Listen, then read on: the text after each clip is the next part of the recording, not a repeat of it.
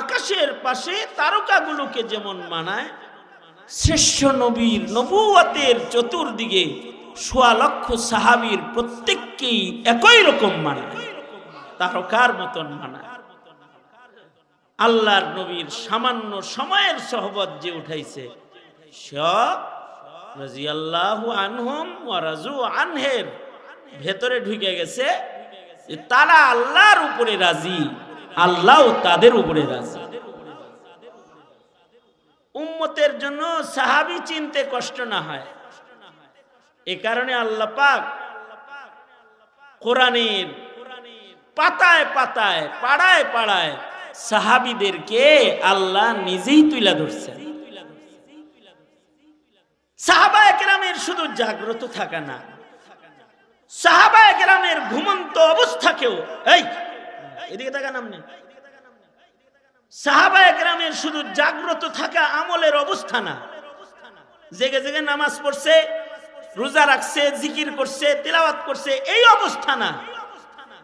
সাহাবায়ে কেরামের ঘুমন্ত অবস্থাকেও আল্লাহ তাআলা উম্মতের কাছে তুলে ধরছেন যে আমার নবীর সাহাবীরা ঘুমের ঘরেও যেটা পায় ওটা তোমাদের জীবনের অনুকরণীয় হয়ে যায়। এই কারণেই সাহাবায়ে কেরামের স্বপ্ন, সাহাবীরা যে স্বপ্ন দেখেছেন, নবীদের স্বপ্ন যেমন ওহী, ইব্রাহিম আলাইহিস সালাম ঘুমে স্বপ্নে দেখতেছেন সন্তান জব করতেছে, এটা যেমন ওহী।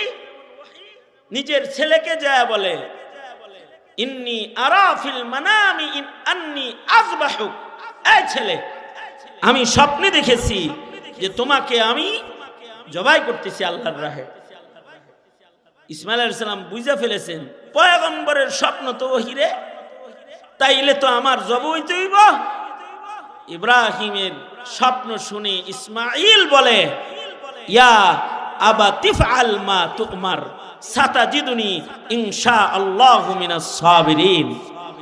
বাবা আপনার স্বপ্ন তো ওহী, আমি প্রস্তুত, ছুরি বসায় দেন, আমাকে জবাই করে আলান, আল্লাহরে খুশি করে আলান, আমি রেডি আছি, আমাকে ধৈর্যশীলদের অন্তর্ভুক্ত আপনি পাবেন। নবীর স্বপ্ন যেমন ওহী, সাহাবীদের স্বপ্নকেও আল্লাহ তাআলা ওহীর মর্যাদা দান করেছেন। নবীদের নিয়ম হলো নবীদের স্বপ্ন যেমন ওহী, নবীর কোন সাহাবীও যদি স্বপ্ন দেখে আর নবী যদি সাহাবীর স্বপ্নকে সমর্থন করে, কোন